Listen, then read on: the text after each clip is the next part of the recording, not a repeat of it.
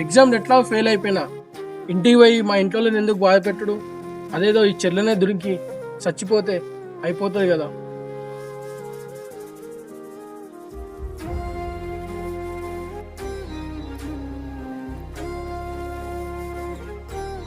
అయ్యా అన్నకు అక్కడ ఉన్నాడు ఏంది, అన్నకి ఈత రాదేం రాదు అన్నా. ఎందుకు చచ్చిపోతున్నా అన్న?